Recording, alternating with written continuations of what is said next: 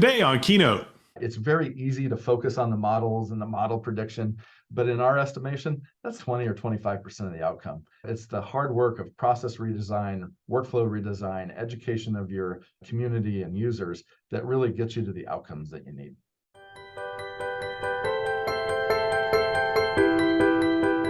My name is Bill Russell. I'm a former CIO for a 16-hospital system and creator of This Week Health, where we are dedicated to transforming healthcare one connection at a time. Our Keynote show is designed to share conference-level value with you every week. Today's episode is sponsored by Quantum Health, Gordian, Dr. First, Gozio Health, Artisight, Zscaler, Nuance, CDW, and Airwaves. Now, let's jump right into the episode. All right, it is Keynote, and today we're joined by Dr. Christopher Longhurst with many roles, actually Chief Medical Officer and Chief Digital Officer at the University of California, San Diego, as well as, Associate Dean as well. Chris, welcome to the show. Thank you very much, Bill. It's great to be here. Yeah, it seems like a lot of things going on at UC San Diego these days, and you hold intriguing dual roles, Chief Medical Officer, Chief Digital Officer, while also holding the Associate Dean at the School of Medicine. Describe how these roles intersect and what your day-to-day looks like. Yeah, sure, Bill. I'm happy to. And maybe I'll give a little background on how I ended up here, because it wasn't a big master plan. So long story short, like many physicians, I had an interest in healthcare technology, really from the eye of improvement standpoint. How can we make care better? How can we do better by our patients? How can we make the experience of receiving and delivering care better? And my background includes some graduate work in healthcare informatics. Actually, my master's thesis was in AI in 1999. And that sort of led to where I am today, which is I came down to UC San Diego almost 9 years ago to serve as the CIO. I took on additional roles in quality and patient safety and ultimately the Chief Medical Officer role. So my job is really ensuring the high quality care that we continue to deliver here at UC San Diego Health by any means necessary. And sometimes that's education and process redesign, and sometimes that's introduction of new technologies or optimization of existing technologies. And so my roles kind of reflect that. Unlike a typical CMO, I have the IT department as part of my portfolio with the CIO as a direct report. And for me, that's really critical because it gives us a lever to pull that allows new and innovative solutions that would not always be accessible to your CMO as a leader. So you were studying AI back in the day. Did you anticipate the kind of movement with AI that we're currently experiencing? Look, I think if I said I anticipated it, that would be a lie. The introduction of large language models at sort of new scale in November of 2022 took the world by storm. That being said, we've certainly seen an evolution in machine learning and unsupervised kind of classification and AI tools over the last decade or so. And so even prior to the large language model introductions, we had an AI governance committee stood up 5 years ago. And we were looking at AI principles and ethics and thinking about how static do you make your algorithms versus how much did they learn from your own data and what risk does that introduce? So we've been thinking about it for a while, but the advent of large language models has really turbocharged it across the country and the world. You guys have been able to do a lot of studies, and I've seen you partnering with a lot of different universities. You've been publishing findings and those kinds of things. How do you find the resources to do that? And what have been some of the findings so far? Terrific question. Let me back up first of all and say, as an academic medical center, we believe that part of our role should not just be delivering highly reliable care, meaning the best available evidence should be applied to every patient every time, but that we should also be a learning health system, meaning that we're helping create the new best practices. And so if you think about that concept of the learning health system, it's really the intersection of clinical research and quality improvement. And so in my role as Chief Medical Officer, we've very intentionally tried to support all of our medical directors and leaders as they roll out new practices and new policies to take a rigorous approach to evaluating outcomes. In fact, we even introduced a new committee. It's my favorite acronym. It's called the Acquire Committee, because it's about aligning and coordinating QI research and evaluation. And what the Acquire Committee does is it encourages leaders to submit quality improvement efforts so they can receive IRB exemption, write up the results for peer-reviewed journals, where they're rewarded on the academic side. And this creates, as a byproduct, a database of all of the QI efforts going on outside of the central quality department, right? So any hospital quality department is able to support a few dozen large enterprise initiatives, but ideally, all of your employees are thinking about improvement all the time. And so our choir committee has only been stood up for a few years, and we already have over 400 active projects. And so that becomes a culture because we point our trainees to that and we say, hey, if you're interested in scholarship and improvement, look for existing projects that you can join. And there's a way to actually do that now. In fact, just yesterday, I was looking at our Acquire database, and there's almost 24 AI projects that are being rolled out for purposes of improving quality of care. So that's really the background that leads us to this culture of constantly evaluating and contributing new knowledge in the space of AI-based quality improvement. It's interesting to hear about the culture and building that culture of innovation. Today, we're hearing, and this gives people an idea of when this is being recorded, we're hearing about a strike in Northern California at a Kaiser facility led by nurses. And the strike is specifically related to the use of AI in nursing. It's about safety and selection of applications for the use of AI. In light of those concerns, share how UC San Diego approaches the integration of AI in clinical settings, and I guess particularly in ensuring both safety and the appropriate use of these technologies in the care of patients. Yeah, terrific question, Bill. Ensuring that we're rolling out any AI-based decision support solutions in a safe, respectful, and trustworthy manner was the reason that I stood up an AI governance committee 5 years ago. And it's a multidisciplinary committee that includes one of our CMIOs chairing it, but also representative from bioethics, from our health equity research team, from nursing, and from other disciplines. And so that AI governance helps to ensure that anytime we move something into production, it's been adequately reviewed to ensure that it's not unintentionally creating unintended consequences, and that it's respectful not only to the patients we're serving, but to the providers as well. And really give a lot of credit to Dr. Amy Siddipati, who has historically chaired that committee.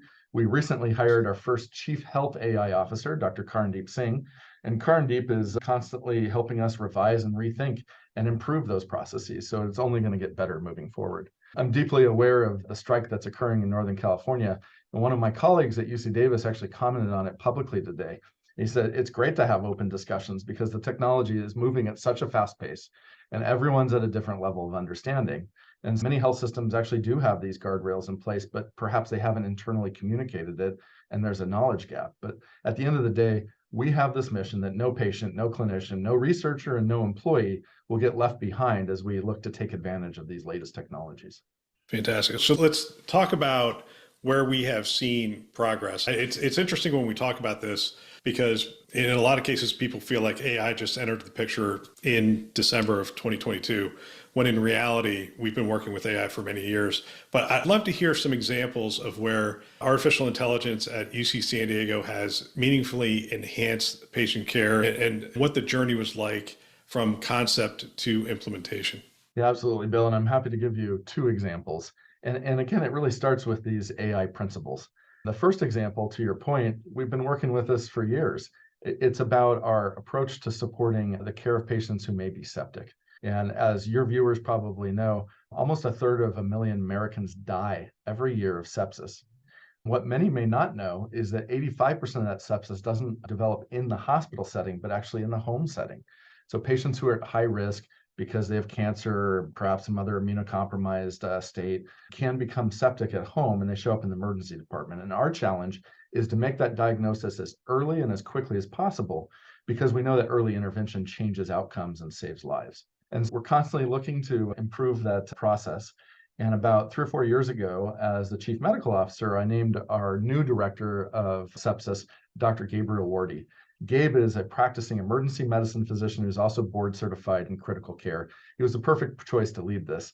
And let me tell you, Bill, Gabe has no background in data or informatics, but he's an outstanding, respected clinician. And when he took the role, I said, Gabe, I want you to ensure that we're always implementing the best practices and the sepsis compliance bundle to the best of our ability. And I want you to partner with one of our faculty members from health informatics to look for new ways to improve the care. And Gabe was fantastic. He said, I'm all in. Around the same time, we recruited a PhD data scientist from another institution, Dr. Shamim Namadi. And Shamim had several years of funding and background and research in sepsis AI. And when he interviewed at UC San Diego, I said, Shamim, why are you interested in coming here? It seems like things are going well. He says, Chris, I've never been able to implement any of my research. And so that's perfect because we're looking to implement and make a difference in outcomes.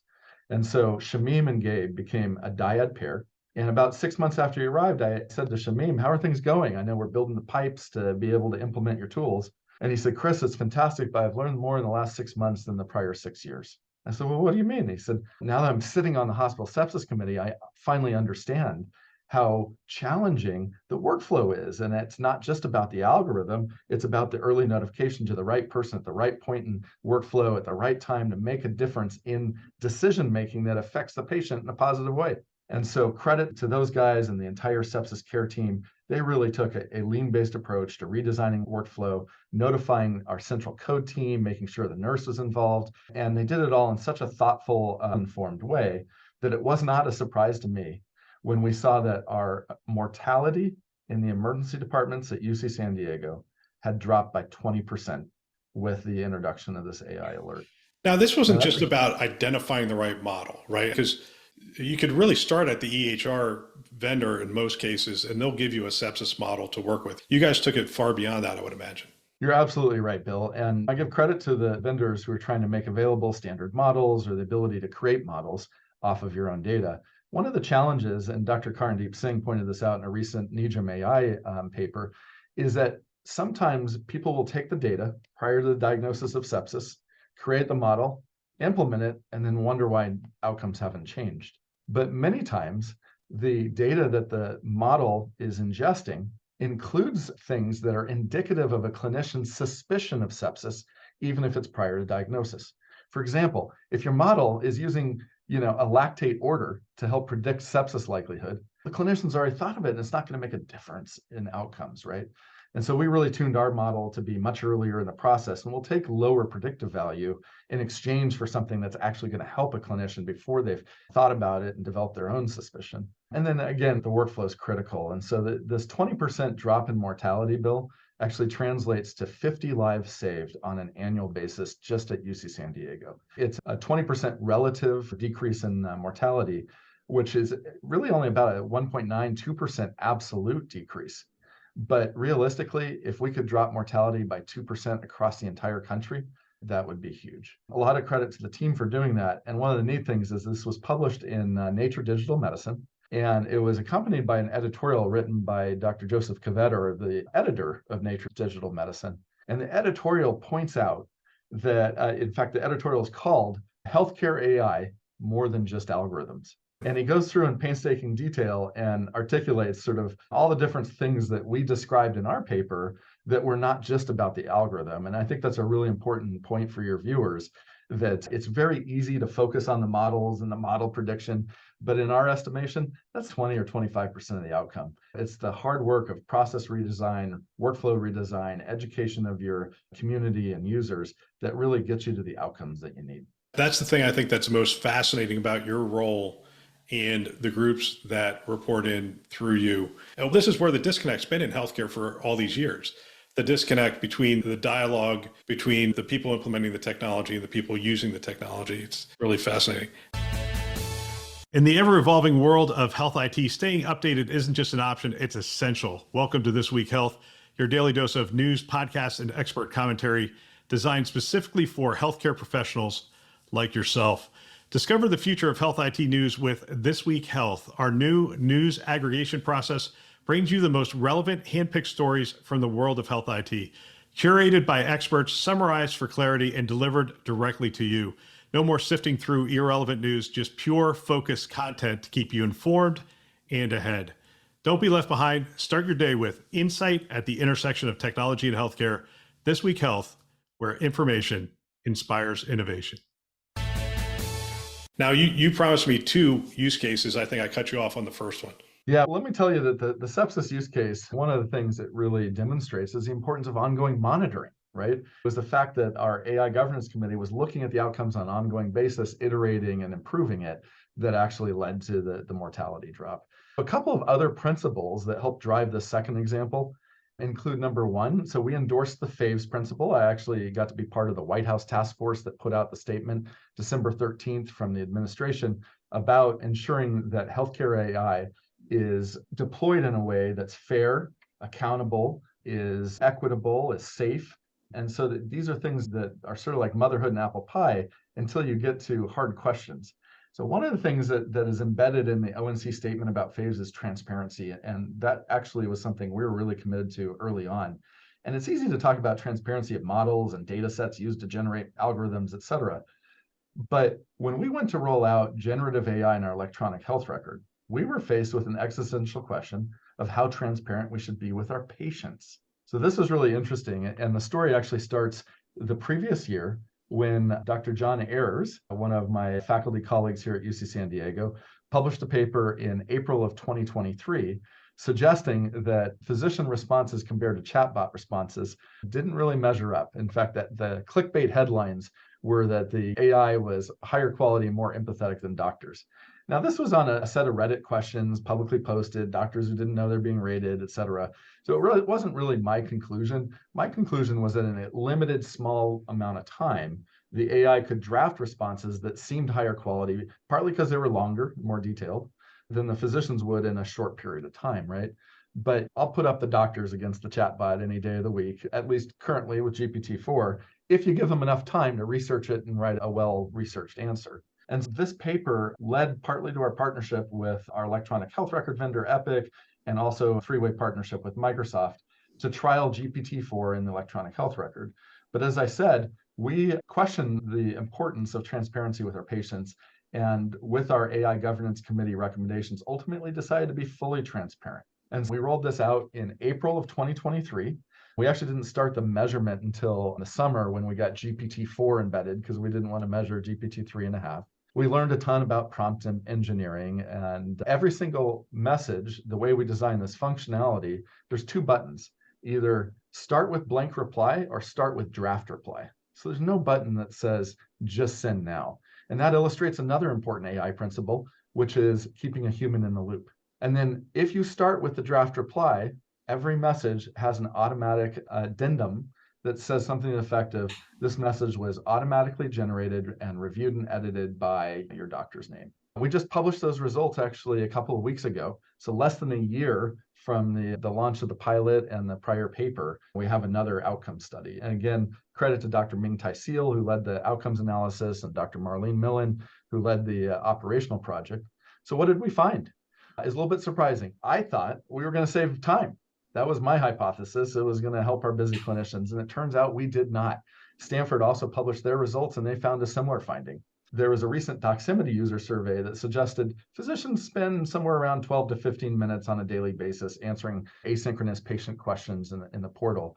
And our doctors spend about 30 seconds reading a message and then drafting a reply or using a dot phrase or macro or template. After we introduced GPT, turns out it still took about 30 seconds to read the patient message and the draft reply, and then provide some light edits and click send. So it was not a time saver. However, it did come through very clearly in the data that our physicians really like this. They told us anecdotally that it helped reduce cognitive burden. It's easier to edit than it is to start with a blank screen. They told us that they like the empathetic tone that the message starts out with. They told us that in some cases, like our primary care physicians who often don't have RNs helping with their pools, it felt like they had a virtual assistant drafting these messages for them. So it was a very positive finding, but it wasn't what I expected. And so this is yet another example of why it's so important to monitor these outcomes. Can you measure the reduction in cognitive load and its impact on physician stress and burnout? We're definitely working on that. So more to come. Stay tuned. All right. I want to talk about it because it's interesting to me. That use case sits right in between the patient and, in most cases, the physician.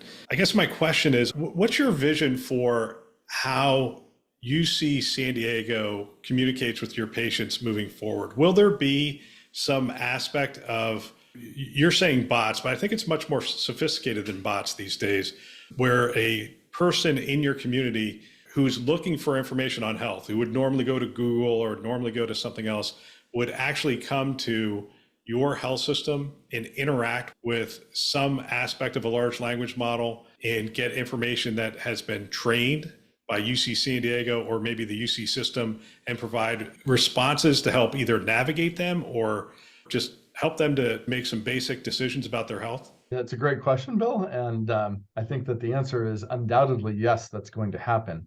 And the devil's in the details, right? It's how we do it, how we roll this out, how we train these AI agents or tools.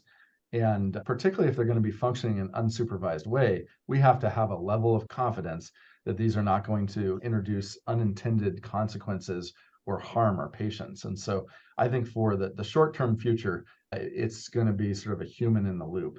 But I'm fond of paraphrasing someone else's quote that I'm quite sure we're overestimating what AI is going to do in the next 2 or 3 years in healthcare. But I think we're vastly underestimating what this is going to do over the next 7 to 10 years. And I really do believe that this is as important a moment in healthcare as the introduction of penicillin.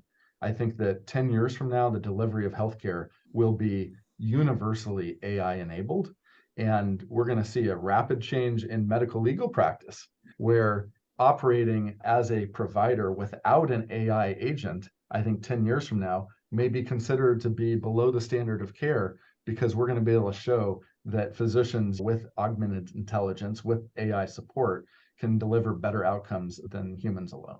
Chris, we're going to leave them wanting more with this episode because I promised I would finish this up at the bottom half of the hour. We've got about 3 minutes. Closing question. And by the way, thank you for your time. I really appreciate it. What guidance would you give to healthcare leaders across the country who are doing this? Not all of them are at a UC San Diego. Not all of them are at a academic medical center with grants and other things to really look at some of this stuff. When you think about the range of different health systems, what guidance would you give them as they're trying to figure out this AI journey? Yeah. Well, Bill, that's a really simple question with a complicated answer. First of all, I want to acknowledge the support of a very generous donor, Erwin and Joan Jacobs, because as a result of their philanthropy, I helped to lead our Jacobs Center for Health Innovation, which is where we get to fund our portfolio of AI work. UC San Diego Health has some wonderful, smart faculty members, but we're a hospital serving the needs of the county, the underserved. Our margin is not huge. And this gift has allowed us to do things we might not otherwise have been able to do. And I recognize what you're saying, which is a lot of health systems are operating on these grocery store margins and aren't well positioned to sort of lead in this. And I guess I would advise 2 or 3 things. The first is lean in, right? Learn, educate yourself. And that doesn't mean just the vendors' education. It means going to conferences that are academic in nature, perhaps even considering chief AI officer type roles for folks that can help to guide a safe journey on this timeline. The second is we really have to demand meaningful outcomes. And I gave the sepsis example earlier, and yet just a couple of weeks ago, the FDA approved the first ever sepsis AI algorithm, and it was based on some data that the vendor provided that did not include any clinical outcomes. It was algorithm outcomes, right? And I think we just need to be very cautious because you ask any patient, what they're looking for is meaningful outcomes that matter to them. And so we have to be careful of that shiny object syndrome, AI for the sake of AI, but rather really focus on what it's going to help us to deliver, right? Can we improve efficiencies? Can we redeploy people in new ways? Can we restore some of the humanism in medicine with AI scribes that save time for our doctors? But rather than giving them more patients, we can send them home earlier to have dinner with their families, right? And becoming educated, I think, is critical. And then the last point is partner with vendors, partner with other health systems that are leading. I think that we're going to see a lot of learnings, and not all of them will be positive. I think that we have to be eyes wide open, that there is potential for unintended consequences. And if we're not really carefully evaluating for those, they're going to slip through and they're going to cause serious harm. And partner with neighbors, even competing health systems. There are some great organizations out there like the Coalition for Health AI, which UC San Diego is a part of, as well as Valid.ai, which is a more applied group that we're also a member of. And those type of organizations can help with both the learning, but also the outcomes evaluation partnerships. Fantastic. Chris, thanks for your time and really appreciate it. We'll have to catch up again. This is moving fast, and I think we're going to continue to see advances across the board. I appreciate your work. Thank you for having me, Bill. Appreciate everything you do with this podcast to help inform your audience. Thanks for listening to this week's Keynote. If you found value, share it with a peer. It's a great chance to discuss and in some cases start a mentoring relationship. One way you can support the show is to subscribe and leave us a rating. Love it if you could do that. Big thanks to our Keynote partners, Quantum Health, Gordian, Dr. First, Gozio Health, Artisite, Zscaler, Nuance, CDW, and Airwaves. You can learn more about them by visiting thisweekhealth.com/partners. Thanks for listening. That's all for now.